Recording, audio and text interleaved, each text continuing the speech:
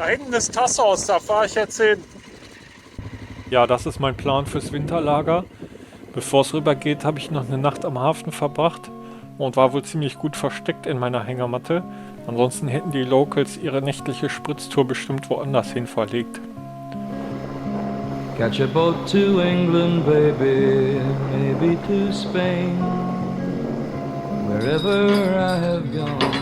Am nächsten Morgen bin ich dann übergesetzt und habe das kleine Örtchen Agios Georgios angesteuert. Dort habe ich dann Dietmar und seine beiden albanischen Mitarbeiter kennengelernt. Die haben lecker gegrillt und schon mal Feuerwasser für den Winter abgefüllt. Send out for whiskey, baby, send out for gin. Me and room service, honey. Me and room service, babe. Me and room service, well, we're living a life of sin. Unsere Wanderung ist zu einer Durchschlageübung geworden.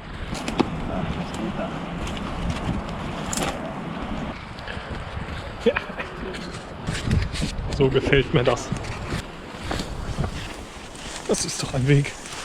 Oh.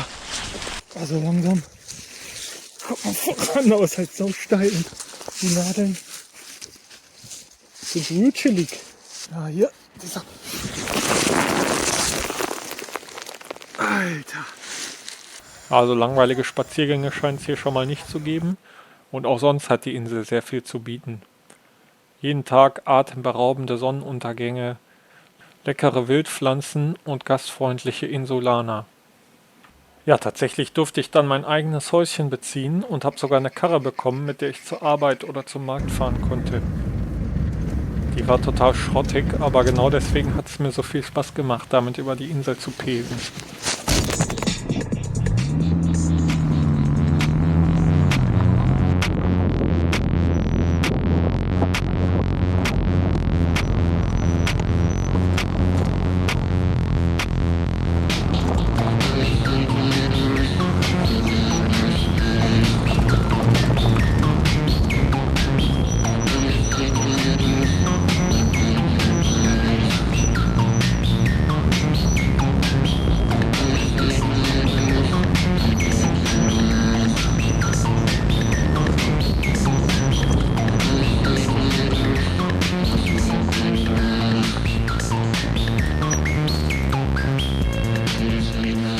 Dann ging es auch bald an die Olivenernte.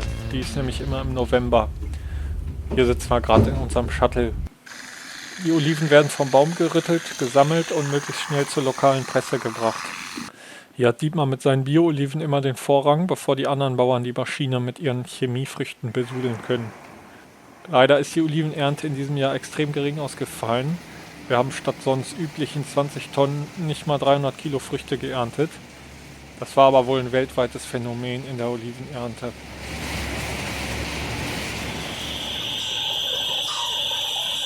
Dietmar, Mann, ja!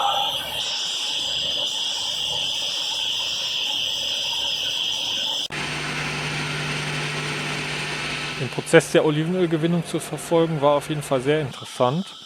Vor allem, weil hier alles aussieht wie in Walter Whites Messlabor.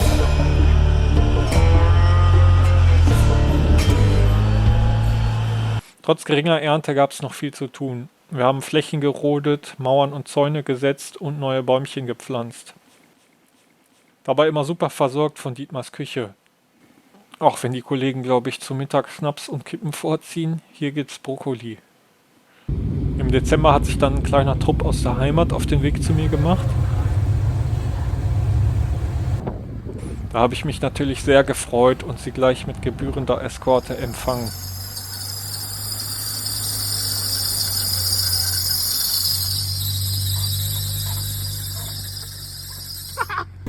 Oh.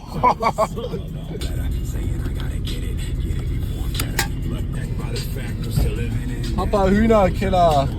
Und irgendwer macht nur Tor auf und zu. Jetzt macht nur Tor auf und zu. Alles klar.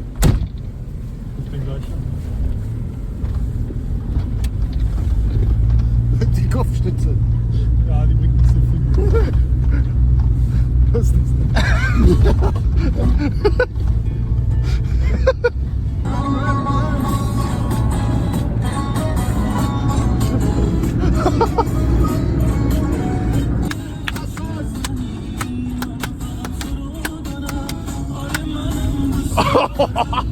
hallo, hier bin ich zu Hause.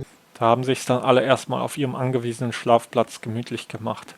Ja, außerdem haben die mir zu Weihnachten eine neue Kamera mitgebracht. Das heißt, ab jetzt gibt es umso mehr atemberaubende Aufnahmen. Sieht man so meinen Arm? Cool. Jetzt gehe ich hier rein zu den Männers. Da ist doch nicht der Protective Guard hier drauf, auf der einen.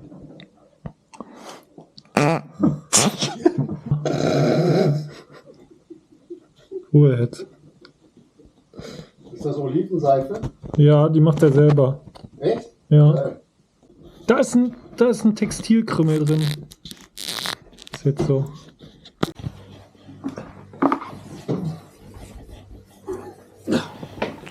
Dann haben wir mal zusammen die Insel erkundet. Ich gehe hier gemütlich mal lang. Oh, es geht hinunter hier ganz schön tief.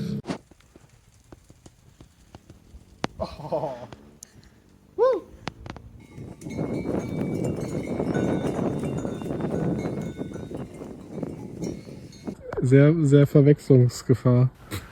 Nach dem Diss war ich natürlich sehr gekränkt und musste mir die Haare abrasieren. Ey, machst du dir ein Iro mit dem Zopf? Ja, gute Idee. Hallo, herzlich willkommen im Friseursalon. Naja, es ist noch ein Start-up, deswegen haben wir noch keinen Salon. Nee, lass mal so. Lass mal so, ist gut. Ja, gut.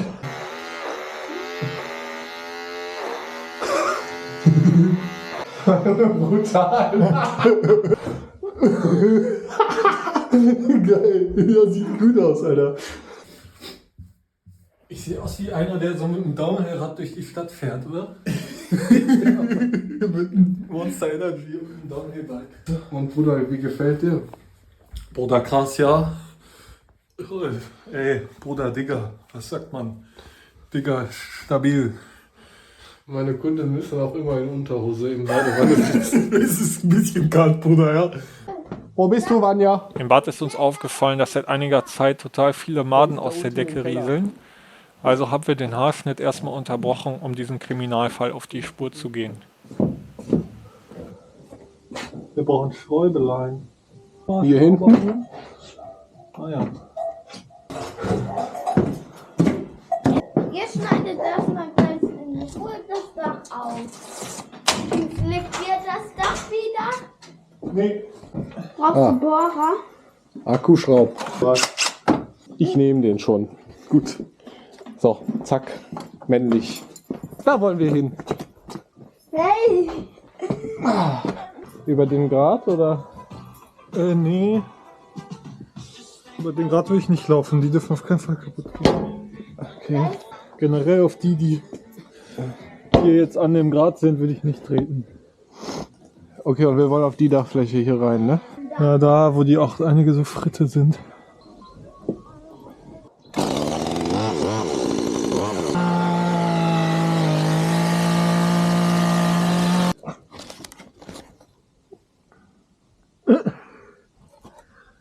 Ich sehe gar nichts.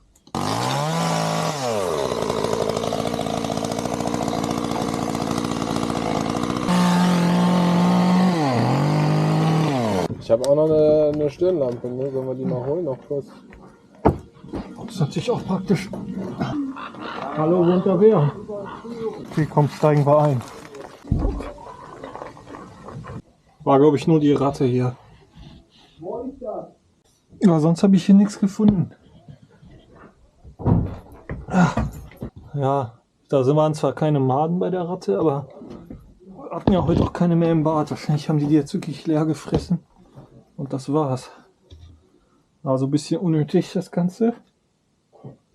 Können wir die Ratte rausholen und alles wieder zumachen. Oh, das stinkt auch. Kommt danach erstmal am besten raus. Ja. Ich sammle noch ein paar Würmchen ein. Film mal hier, wo die Schaufel ist. Boah, jetzt nicht durch die Decke brechen hier.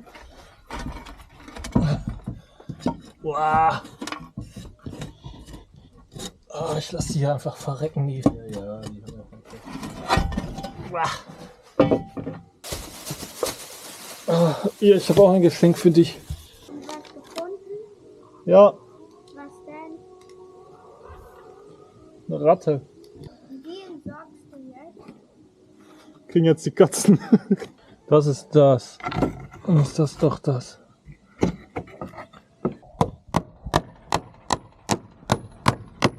Boah, Junge, ey.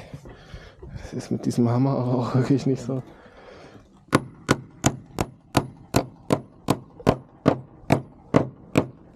Professionell. Mit dem Maurerhammer können wir nicht so gut umgehen.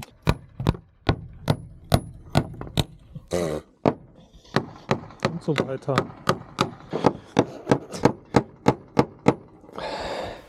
Den Haarschnitt haben wir dann auch noch irgendwie vollendet. Jetzt siehst du aus wie der Techno-Viking. Oh, völlig verknotet heute. Das klingt so gleich, weißt du? Und dann hieß es auch bald schon wieder Abschied nehmen. Gute Reise! Ja, dann habe ich hier auch angefangen mit dem Videos schneiden. Hallo! Im Grunde erstmal nur, um mein ganzes Material zu sortieren, aber irgendwie ist jetzt ja doch mehr draus geworden. Jetzt geht's endlich los. Da habe ich dann sogar noch einen besseren Laptop bestellt, weil der alte ein bisschen überfordert war. Naja, so ganz konzentriert arbeiten konnte ich hier aber nicht. Was machst du?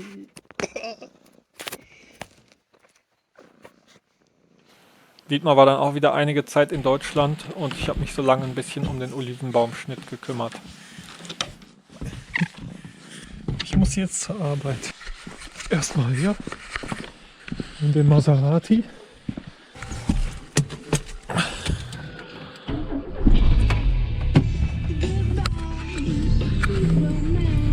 Schön mit dem Auto zur Arbeit fahren und abends wieder nach Hause vor den Kamin setzen.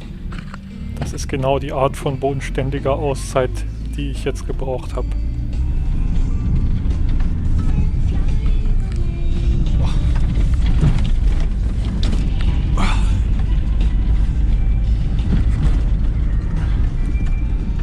Katze, vorsichtig.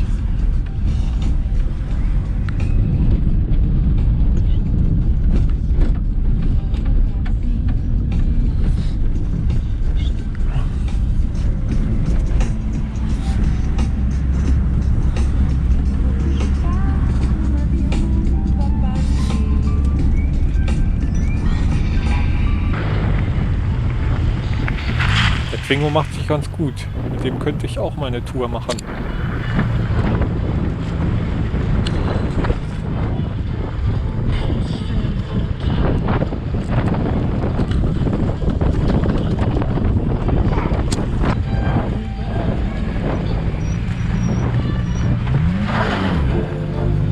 Das Beste beim Olivenbaumschnitt ist, wie gut man da reinklettern kann immer. Nicht hoch, brauchst keine Leiter oder so. Wie dafür gemacht.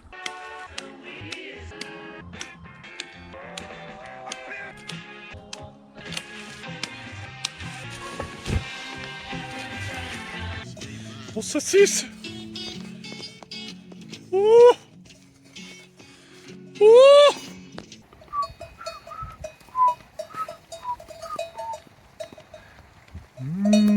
Lecker schmeckt.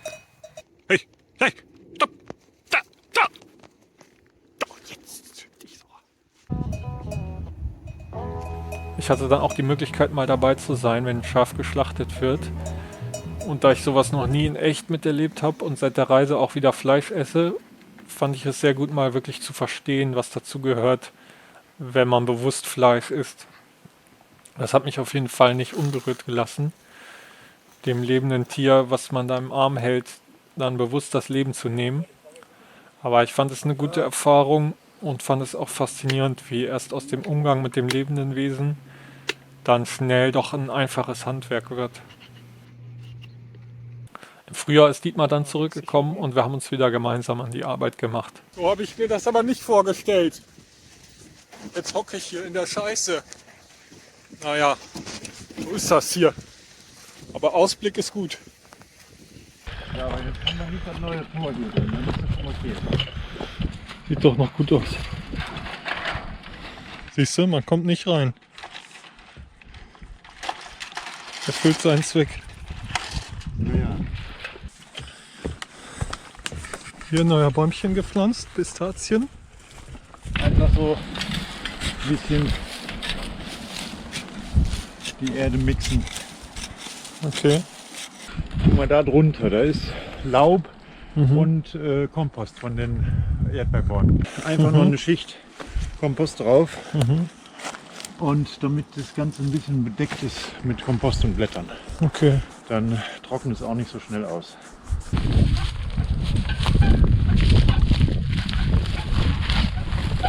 Sollte anspringen. Oh, Benzinhahn ist abgebrochen. Oh, ja, siehst du, da ist doch was passiert. Was haben wir jetzt offen? Wahrscheinlich nicht, oder?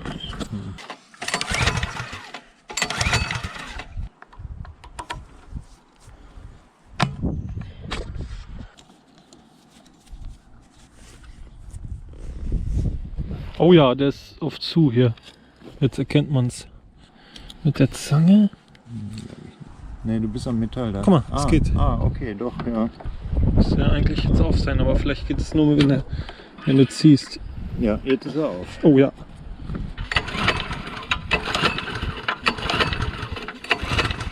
Ich schneide das so, dass das mit einem Schnitt, einem Zug geht.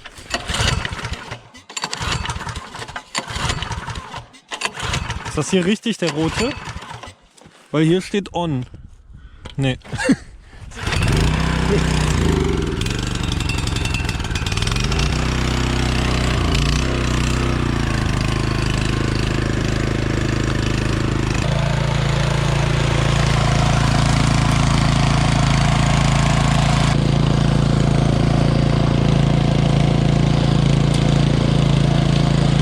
Guck mal, das ist der Erdbeerbaum. Der hat so erdbeerähnliche Früchte, aber halt am Baum. Der hat so eine krasse Rinde. Total verrückt. Total glatt. Und immer mit so einem Pollenstaub oder was auch immer. Ob das jetzt aus der Rinde kommt. Mit so einem Staub. Und total rötlich. Und so super glatt alles.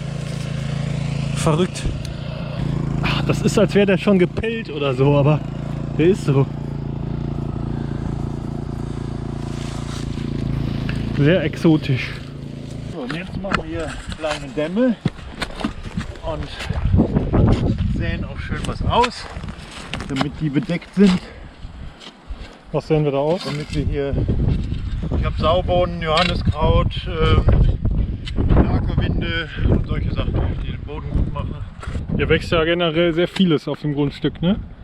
Das sind die üblichen Macchia-Gewächse hier, wie der Erdbeerbaum, die Holzbirne viel und Terpentin, Pistazie, Perückenbaum und viele wilde Oliven, die noch zu veredelt sind, und dazwischen die schönen Olivenbäume, die schon etwa 100 Jahre hier stehen.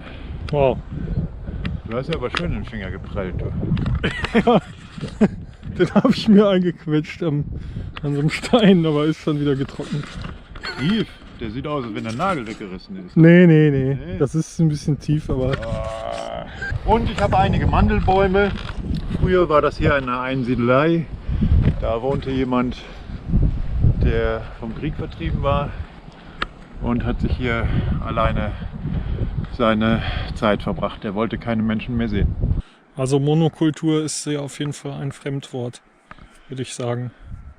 Monos heißt allein, und allein ist man nicht gern, Ja, außer mir. ja, ich auch. Alle Pflanzen- und Tiergesellschaften, die sind nun mal zusammen, und das fördere ich hier. Ich habe auch viel Wildnis und das macht Spaß.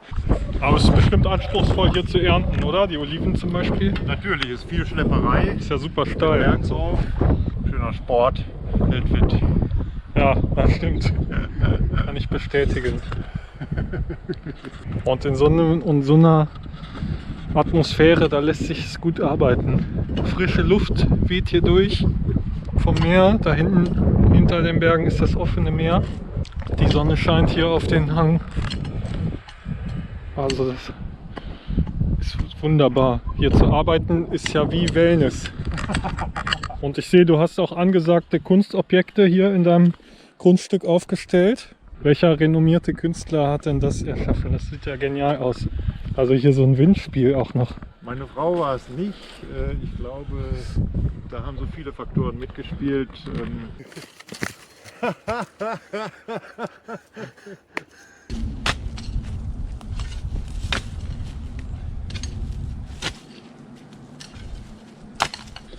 Das ist hier noch richtig groß, das Grundstück. Oh, ich schlepp gerade einen Sack Mist. Aua. Und ich glaube, der ist ganz schön kaputt, oder? Ich höre Reißgeräusche und mir rieselt der Mist ins Hemd. Olivenbäume sind jetzt alle beschnitten. Ah, der Frühjahrsschnitt. Sehr schön. Hier sind so ein paar wilde Oliven. Die wachsen ja natürlich auch. Hopp. Ah, und die... Oh, ich verliere Mist. Die werden dann veredelt. So. Der kriegt jetzt was. So, wie sieht das aus? Hopp. Oh, Alter, der ist ja voll im Sack. Ja, Dietmar hat ja schon erzählt, dass der Vorbesitzer sich hier zurückgezogen hat. Und hier hat er gewohnt. Auf 4 Quadratmetern. Und hier diesen Felsen hat er genutzt mit Beton. Ich glaube, hier war der First drauf. Also die Spitze vom Dach war hier. Wenn es im Winter kalt war, 2 Ziegen mit in die Bude. Dann war es da richtig warm.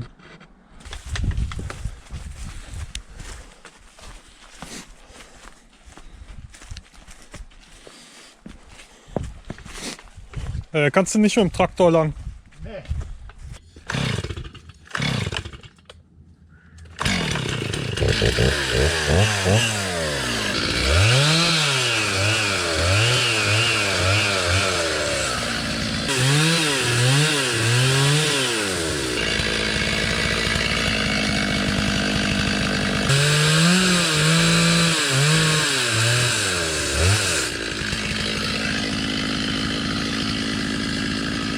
Jetzt hat der Olivenbaum mehr Luft und mehr Licht. Wir machen jetzt Mittag. Ja, das hört sich gut an. Es gibt Bunnezupp. Was ist das dann? Bunnezupp, der Kölsche Ach, Bunnezupp. Bohnensuppe. Ja, Die schöne Marmortreppe, ne? ja. Vom Feinsten. Extra angeliefert. Von da drüben.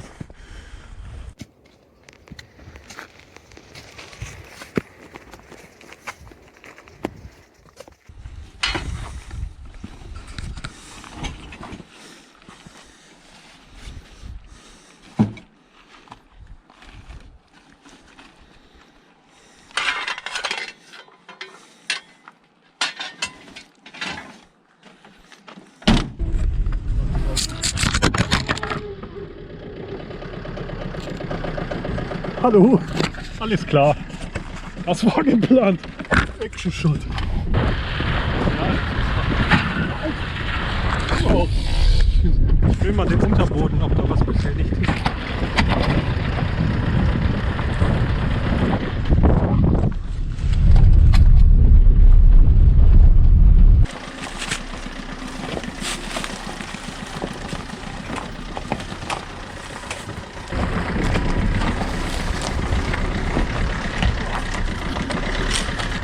Dass wir so ein fähiges Fahrzeug haben.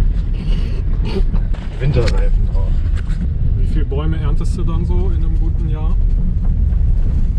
Naja, es kann schon mal sein, dass alle tragen. Dann sind wir an 900 bis 1000 Bäumen beschäftigt. Das dauert schon ein paar Wochen.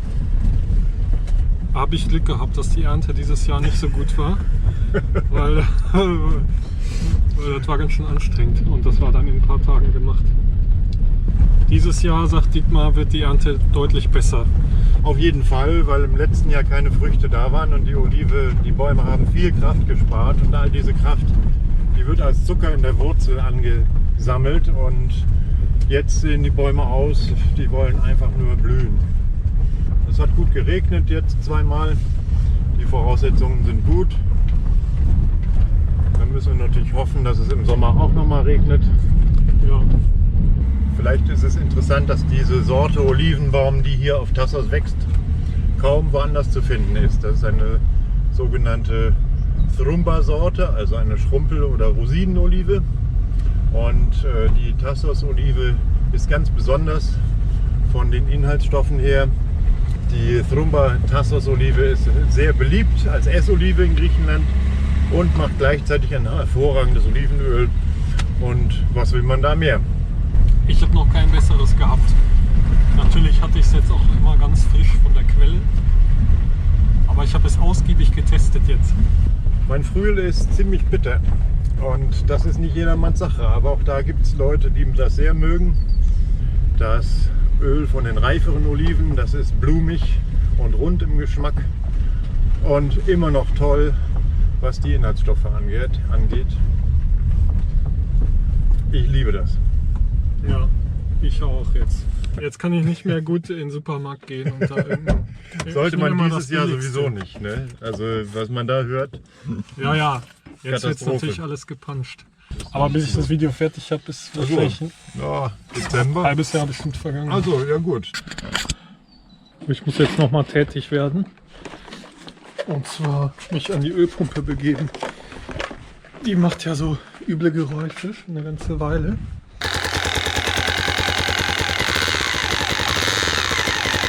Hier steht sie schön in der Dorfkneipe.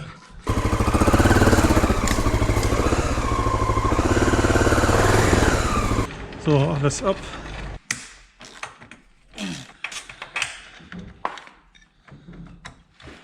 Kickstarter.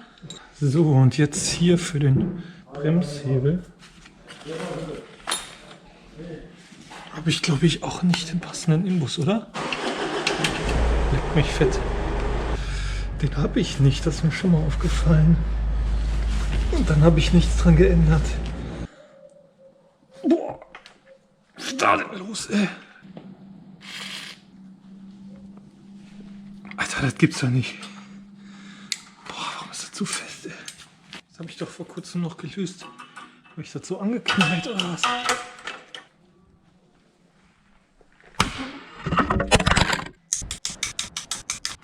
Tada! Boah! Alter!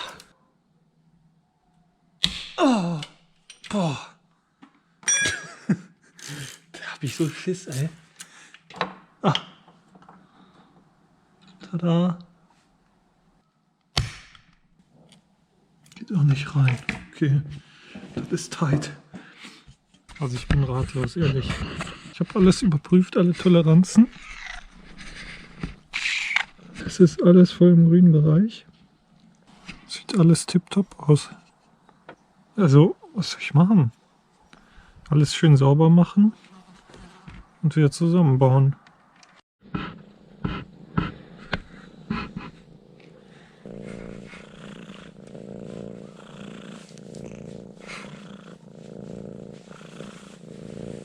Hier mal großes Shoutout ans XL-Forum. Die haben mit mir da ganz viel schon analysiert und Soundfiles von dem Rasseln aufgenommen und in Slow-Mo dann visuell sichtbar gemacht und berechnet, versucht zu berechnen, was könnte dieses Geräusch verursachen, bei wie viel Motorumdrehungen pro Minute. Schön sauber machen, zusammenbauen und hoffen, dass es nicht mehr rasselt. Das ist jetzt alles, was mir noch bleibt. I'm really looking forward to the moment starting the bike and then listening. Imagine if you did all of this for nothing.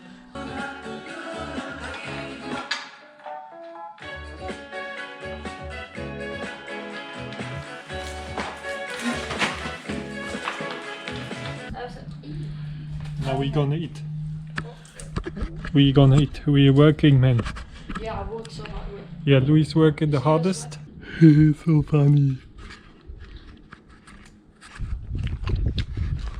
I can also make like ASMR channel, you know. But I won't be here soon. Then you have to do it, you know. Yeah. Where's my apple? Did you throw it? Yeah.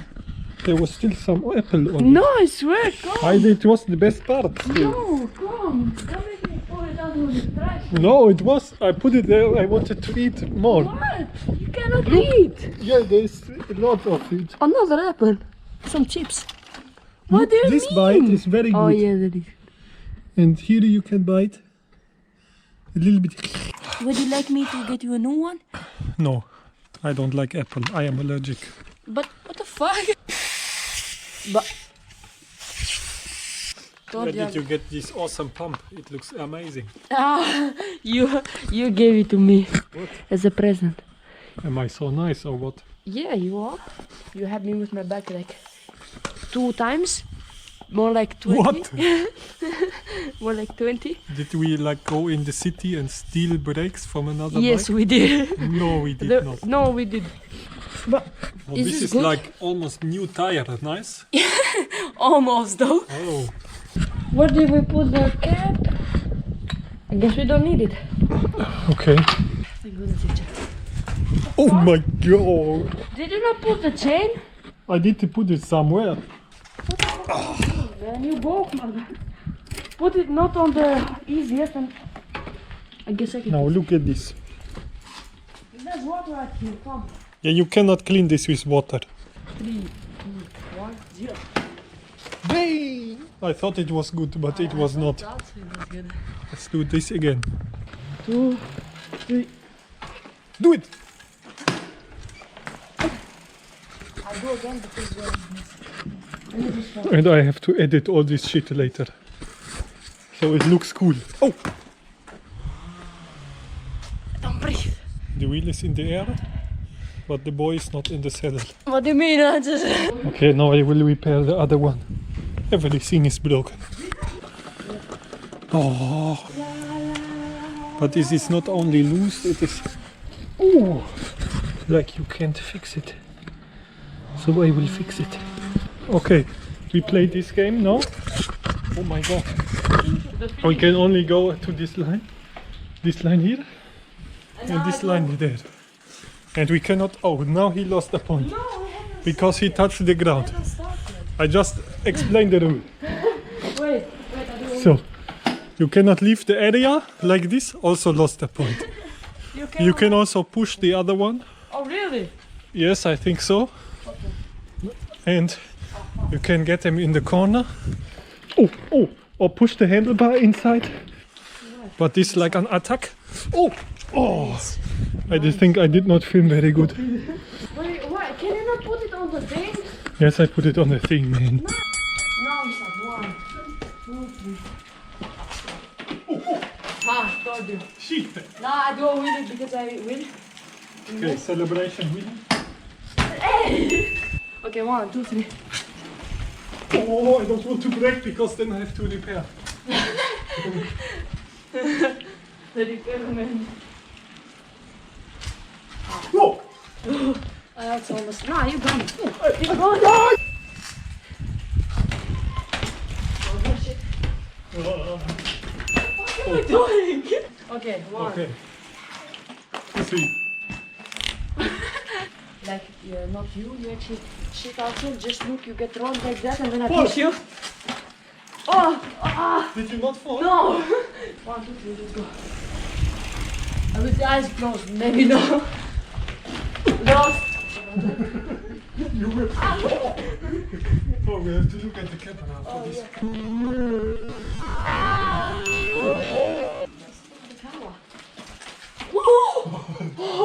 No, I'm gonna get you. I'm down. Oh, I think my whole ass moved. Okay, now I have to repair my motorcycle. Alter Scheinwerfer hat zu viel Strom verbraucht, immer Batterie leer gesaugt. Deswegen, ich habe diese neue. This is my motorcycle. Ah, it's a beautiful, right? Oh, you're gonna get This is on my it? new seat covered. Yes. With the Cox. cock. Alter, Halterung. Die Schraube passt hier rein, aber man sieht, der Winkel passt da nicht rein in meine Konstruktion. Ich schneide einfach hier die Strebe ab und dann mache ich das Loch, verschiebe ich ein bisschen nach da, setze das Ding da so rein. Ach, keine Ahnung, irgendwie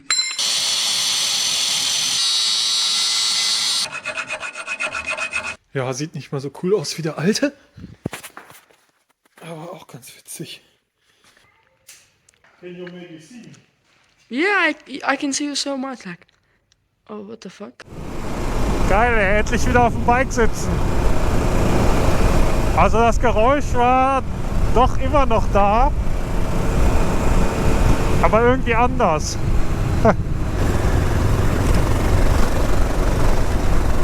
Juhu. Boah, aber es ist ungewohnt, auf dem Bike zu sitzen, Alter.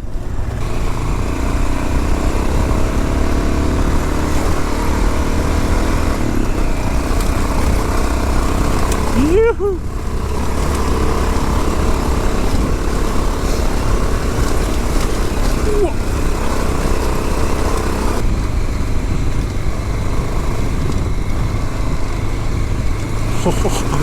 Alter, macht das Bock hier. Wow. Wow.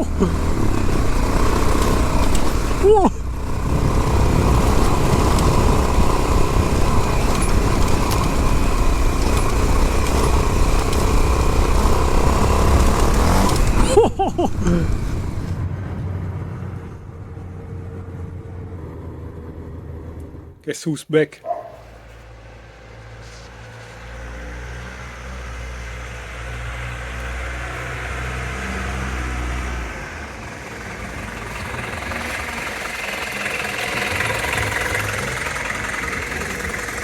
Was machen Sie denn hier? Ich wollte mal gucken da am Weinkeller. Bingo. Ja, hier kannst du links rein und nicht reinfahren. Ja, dann ist jetzt mehrmals Schleppen angesagt. Ja, gut. Wir brauchen Brauche eine Schubkarre, soll ich mal holen? hinten drin. Hast du eine Schubkarre? Ja, klar. Also, Papa ist wieder da. Was sehr cool ist, worüber ich mich sehr freue. Das heißt nämlich, nächste Etappe wird nicht alleine gefahren. Und er hat mir alles mögliches Zeug mitgebracht. Neue Stiefel unter anderem. Dieselben wie die. Aber die sind mir jetzt echt zu klein geworden. Also keine Ahnung, ob ich noch gewachsen bin. Ja, und ich muss noch ein paar Dinge machen, bevor es losgehen kann. Zum Beispiel noch einen Simmering tauschen am Motor. Da muss ich nochmal den Deckel abnehmen an der Seite. Was ist hier los? Das ist hier kein Campingplatz. Oh, ich dachte aber, stell mal einen Stuhl dahin, dann sieht das gleich noch ein bisschen gemütlicher aus. Ja, hier. Ne? Oh, neue Fußrasten. Die sind geil. Soll ich dir alles erzählen? Wir können direkt hier anfangen. In der unmittelbaren Nähe zu dieser Fußraste findest du auch ein von mir angepasste Teil, was auch fast damit zu tun hat. Ja, die Unterlegscheibe hier? Genau. Genau, weißt du, das ist eine exzentrische Unterlegscheibe. Weißt du, woran die da ist? Genau. Ja, für die Bremse in Anschlag. Genau. Das ist ein Exzenter. Da kannst du einstellen. Kannst du drehen. Das Loch ist halt exzentrisch geformt. Ach so. Ja, man sieht, hier ist breiter als da. Genau, da habe ich halt die schmalste und die breiteste Stelle markiert. Und da hattest du vorher nichts so. Weil die Fußrast, nee, das hat einfach keinen einstellbaren Anschlag, die XC. Ja. Fragt mich nicht. Du kannst natürlich hier den Druckpunkt einstellen von der Bremse. Hast du das ausgedacht mit der Scheibe? Ja, ja. Geil. Ja. Soll ich weitermachen? XT-spezifisch? Ja, sicher. Für alle XT-Fahrer. Ach so, ja. Ja, XT600 2KF von 89. Hast du schon Sponsoring mit so Zubehörhändlern? Noch nicht. Ne? Macht man das vorher? Schon mal. Kedo, hallo Kedo. Das ist ja diese Spezialschraube, die, wenn du die rausdrehst, einen Ölkanal öffnet, damit das Öl aus dem... Ah, dann läuft das schon mal runter. Das läuft so die Theorie. In der Praxis funktioniert das eigentlich gar nicht besonders gut. Okay. Jedenfalls musste ich da ein neues Gewinde reinschneiden und da gibt es zwei verschiedene Schrauben hier, da drauf achten. Ne? Die hast du bei Kedo? Die habe ich bei Kedo bestellt, auch die Schraube, und auch bekommen und war auch die richtige Länge. Ja, das war jetzt eigentlich ein bisschen langweilig mit der Schraube. Ne? Kannst du rausschneiden. Das ist für XT-Dinger-Typen interessant. Ja, die wissen das wahrscheinlich selber. Ja, jetzt hast du hier schon gesehen, hier habe ich eine kleine Aufnahme für meinen Tankrucksack, weil der ist immer so rumgeflogen. Hier so ein bisschen Airbrush. Ja, da habe ich probiert mit einem Edding, ich wollte Designelemente machen. Und einfach ein Edding genommen und das sieht so kacke aus und habe ich dann wieder bleiben lassen. Wolltest du da noch mehr machen? So Ja, ich wollte Tribals hier, und so? ja, ich wollte so ein bisschen Stripes machen irgendwie. Aber das ist nicht so einfach. Also nicht mit so einem Edding. Das ist ja jetzt hier nicht so professionell lackiert. Da kannst du ja auch einfach mal irgendwas malen. Was meinst du mit Nichts, aber da kannst du ja irgendwas malen und dann wieder überlackieren. Ja, das ist das Konzept von dem Motorrad überhaupt. Ne? Weil wenn du jetzt sagst, ich will hier einen Aufkleber drauf machen, dann musst du ja wissen, ob du das vorher noch lackieren willst oder nicht. Ja. Und so ist das Konzept, du machst einfach einen Aufkleber drauf und Ja. wenn ist auch egal dann. Ne?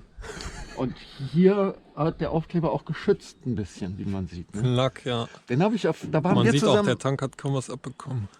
Das ist professionelle Schraubensicherung. Ja, das sieht gut aus. Sieht gut aus. Mhm. Nur Bisschen friemelig. ein bisschen friemelig. Jedenfalls habe ich das natürlich auch alles selbst gebaut, weil da passte ja überhaupt nichts an diesen Seitenteilen. Sowas von gar nichts. Hier habe ich den Nöppel abgeflext, der eigentlich bei der XT Tenere Hier? da sitzt, genau, aber das passte auch überhaupt nicht. Mhm.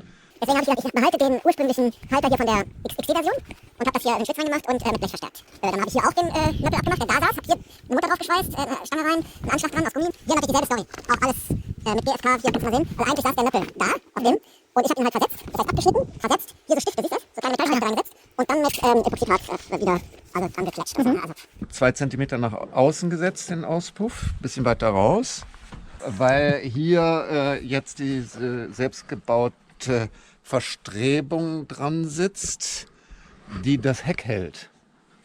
Und das hält bombig. Geil. Und jetzt habe ich halt 4 auf 4. Das war der erste Defekt, dass diese Schraube gebrochen ist. Richtig, das haben wir aufgenommen auf dem Video. Ah, das ist auf jeden Fall richtig stabil jetzt. Es ist stabil, ne? Ja. Ist natürlich noch nicht im Gelände getestet mit Gepäck und so. Was ja auch passiert war auf der letzten Tour mit den Seitentaschen. Die Seitentaschen haben halt hier gegen den Öltank immer gedrückt. Ja. Und dann ist der Reifen gegen den Öltank geschraubt. Hier. Und jetzt habe ich halt diese Strebe hier eingesetzt. Ja. Und das Ganze, ja, also das ist stabil. Mhm. Obwohl das super dünnes Blech ist. Das Ja, ist durch das Profilierung, ne? Das ist aus irgendeiner Küchenmontage. Ja, hast den Talisman drauf. Talisman ist ja, seit wir beim Mountainbiken uns das irgendwie angewöhnt haben, immer so kleine Talismane dabei zu haben, ist für mich jetzt auch wichtig geworden. Und da hier der Schlafsack drauf kommt, habe ich hier das so abgespannt, damit es nicht so wackelt. Ja. Hier Multimedia. Multimedia-Abteilung, das Ding piept immer und hat alle möglichen Stoppuhrenfunktionen und so und ich krieg nicht raus, was du Da da kann für man Knöpfe Zeiten drückst. messen. Ja, Ja. ich krieg's nicht raus, wie man da drückt, dass das, der Wecker ausgeht und so. Also da gibt's dann Klingelt dann immer der Wecker Ja. einmal am Tag oder was? Ja. Warum blinkt der? Da steht CD auf. Ja, also wenn du CD mir da ist mal Kalender. helfen kannst, dass wir da mit CDs hören können, das wäre gut. Ja, den Halter finde ich gut. Der, außer dass der Geräusche macht beim Fahren. Das Was fand für ich. Geräusche? Also Ölkühler habe ich nachgerüstet und da habe ich halt hier die Löcher reingemacht. Ne? Mhm. Ja, und eine Werkzeugrolle hast du jetzt auch. Ja, genau. Weißt du, was für eine Unterlegscheibe ist? Wovon die ist? Ich sag's vom Passat, Hitzeblech von den Einspritzdüsen. Habe Hätte ich ich auch jetzt auch bewahrt, gesagt. die schmeißt man halt weg normal, ne? Aber die haben so eine Form und kriegst du das halt auch raus. Hier ist so ein Kanister. Achso, der Öl. Kanister ist mein Ölvorrat, weil jemand hat ja in deinen Kommentaren zu dem Video geschrieben, beim Abtouren, wenn da qualmt hinten, was ich gar nicht selber wusste, sind das dann ein Hinweis auf undichte Ventilschaftdichtungen und das sehe ich genauso. Und ja, was soll ich sagen? Ich bin an die Ventilschaftdichtung noch nicht dran gegangen. Aber dafür extra Öl dabei. Dafür extra Öl dabei. Sieht das noch immer stabil aus, das Bohle? Der Hänger sieht nicht stabil aus. Wieso? Ja, wenn du da so wippst. Ja, aber es Hier reicht. von der letzten Tour in Kroatien den Balken eingebaut. Er ist immer noch drin. Die Selfmade-Hänger, Reifenaufnahmen fürs Mountainbike. Ja, aber wenn du manchmal so denkst, so, was habe ich alles schon gebastelt? Und wie viele Stunden? Deswegen habe ich kein Haus. Weißt du? Ja, Weil ich brauche die Zeit echt für deinen Hänger. Equipment. Hier vom Boot die Gummis abgemacht. Ja, genau. Ein Boot, das halb versunken im See, wir beim Kajakfahren gefunden haben. Haben wir dann unter Wasser diese Gummis abgeschnitten. Ja, mit Aus dem Leatherman. Kajak. Mit dem Leatherman. Und dann Das haben die sind hier halt ihre diese- Funktion gefunden. Die haben Hartes halt richtig, Gummi. genau, die haben halt richtig Stabilität. Sowas findest du gar nicht sonst, ne? Ja. Aus dem Yachtbereich. Aber trotzdem Kiste eingebeult. Ja. Was ist das für ein Geräusch? Ist doch Blinker. Ja. Das habe ich natürlich auch umgebaut. Die Halterung vom Blinkerrelais. Um diese Ölkanne da reinzukriegen.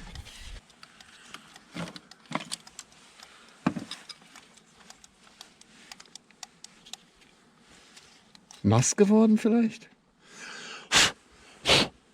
Immer pusten, ne? Hat schon Silva gewusst. Der pustet sogar seine Flex an, ey. Guck mal, habe ich hier noch so einen Gummi drauf gemacht. Aus der Küchenmontage. Weil das Und die Ding... in Form gebracht hier, dass sie mehr Ja, da Volumen habe ich hat. Druck reingepumpt. Im Kompressor.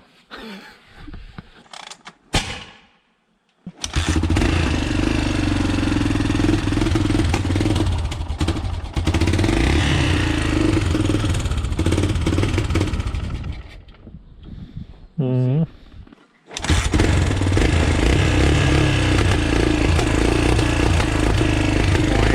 Ja, Papas Kiste läuft, also macht er sich schon mal ans Packen.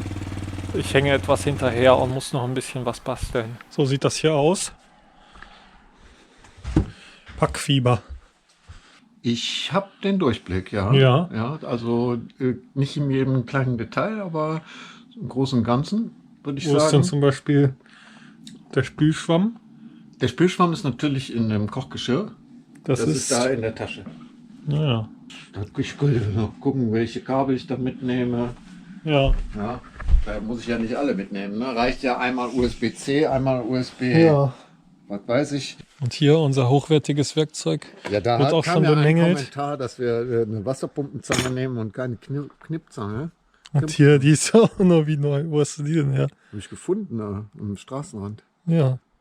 Die Was schneidet gibt es noch. dagegen einzuwenden? Nix. Und wir mögen halt alte Sachen. Ne? Und die liegt gut in der Hand. Das kannst du ja wohl nicht bestreiten. Ja.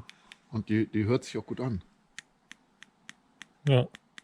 Mhm. Also, Die kommt mit. was ist das hier? Ja, wenn ich das wüsste. Das sind alles Sicherungsbleche für Motor. Naja. Ich habe auch jetzt keine Zeit mehr für Interview. Nee, das ist auch wirklich... Ich muss jetzt mein Kettenblatt wechseln. Hier ist das neue Sprocket. 43 Zähne, glaube ich. Ja. Und hier haben wir 41, oder? Ja. Habe ich richtig gekauft. I'm really weak now from all the sitting on the laptop. Yeah. I used to be a very strong mechanic, but I'm gonna be strong again. Because I'm gonna have to do so much repairing. You're dead. Pop. Perfect. He's a little bit bigger. Yeah. Yeah, it is, but Look, does if it you look matter? at this. Yeah, that's why I'm changing. The old one is still good, Yeah. but I want more power at the low speed, so I changed to a bigger one. Now, clean this little bit. Oh, little bit. Oh, that's clean now. Oh, es ist so warm, ey. Ah. Jawohl. Okay, Kettenblatt ist drin. Habe ich auf jeden Fall reingekriegt. Und jetzt habe ich einen super kurzen Radstand, weil es ist auf der kürzesten Einstellung. Ich weiß nicht, ob das spürbar einen Unterschied macht. Ich denke schon. Und das große Kettenblatt. Aber ich bin sehr gespannt, wie das performt. Ich glaube, ich tausche erst noch den Simmerring. Jetzt wird hier erstmal Werkzeug vorbereitet. Ja. Fingerfertigkeit. Scheiße, ist da brauche ich noch einen Adapter. Verlängerung geht da drauf. Das geht da drauf. dass man alles bedenken muss, ne? Alles wegen so einem lächerlichen Mini-Pimmel-Silber. Ja, wo so ein bisschen Öl durchguckt. Ich hätte so einen Motorreiniger mitbringen können, Oh ja, wenn ich das gewusst hätte. ist doch klar.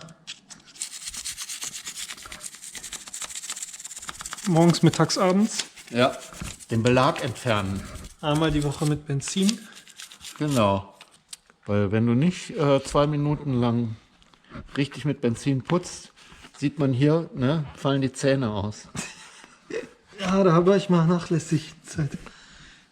Hab ich lange niemanden gesehen, dachte, ich brauche nicht putzen. Aber deine Zähne haben es dir dann doch Die gezeigt. sind reihenweise ausgefallen, ja. Hier sieht man auch. Ja, Hallan. Ja, Habe ich 2 Wochen nicht mit Benzin geputzt. ja, dann kommt das, ne? Ja. Das ist aber nur bei Bikern so, ne? Ja. Weil normale Leute nutzen, glaube ich, Zahnpasta oder sowas. Ja, da reicht das auch. Die haben ja nichts auf den Zähnen. Ja. Und neuerdings benutzen die Leute auch so elektrische Zahnbürsten, ne? Ja, gut, jeder wie er will. Ich ziehe einfach ein bisschen und wackel. Ja, oder warte mal. Bis ich. Weil das ist hier auch immer. Verkantet, ne? Ja, Naja, klar. ja, kommt doch. Geht's so, oder? Ja, Und ich dazu ziehe da dann- nicht. Sitzt saustramm. Kann sein, dass das seit 40 Jahren nicht geöffnet wurde.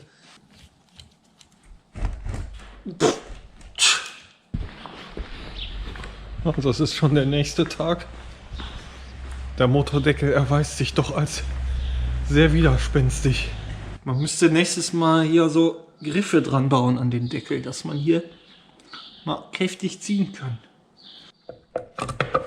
Da ist er. Ja, das sieht doch gut aus, finde ich. Da bin ich jetzt echt positiv beeindruckt. So, ordentlich ansetzen.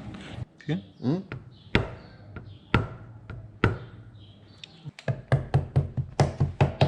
Jetzt mache ich mal 10 Newtonmeter. Klack, klack. Okay, Probefahrt mit Luis. Oh, er kackt ab.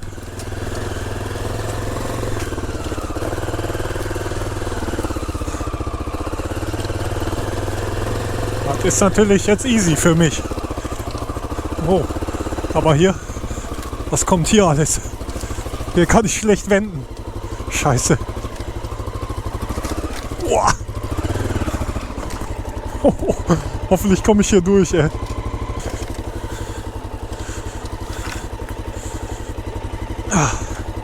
Uah.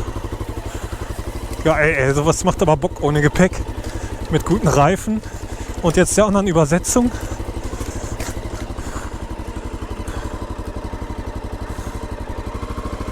Kann ich da mit dem Motorrad lang? Ich habe auch kein Motorschutzblech. Okay, ohne Fuß auf dem Boden. Easy, easy, Alter. Yeah!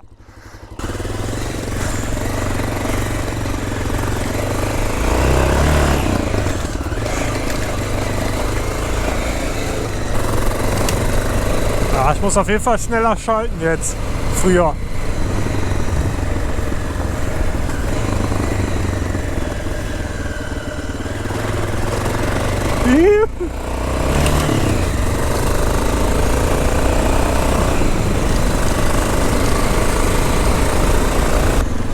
Und ja, Blinker tut's auch nicht.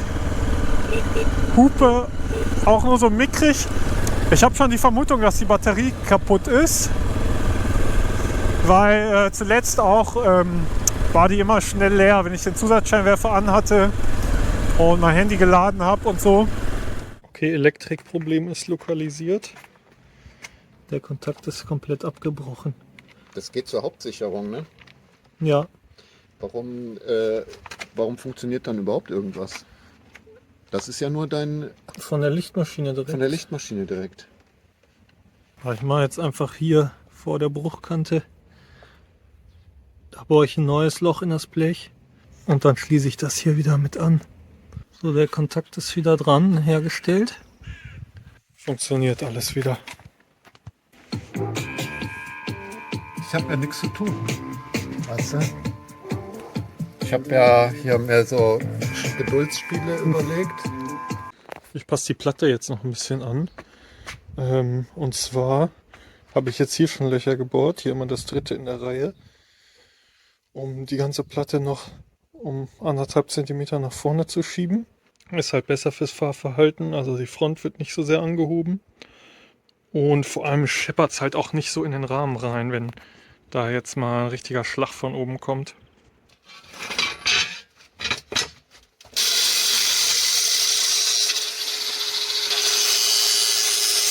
Den streichle ich so gern. Der genießt es richtig. Damit habe ich dann alles, was ich reparieren wollte, zumindest versucht zu reparieren. Wir machen uns abreisebereit und der letzte Tag auf Thasos geht seinem Ende zu. Ich habe die Auszeit hier sehr genossen und werde bestimmt mal zurückkehren. Aber jetzt freue ich mich vor allem auf die nächste Etappe zusammen mit Papa auf dem Weg Richtung Japan.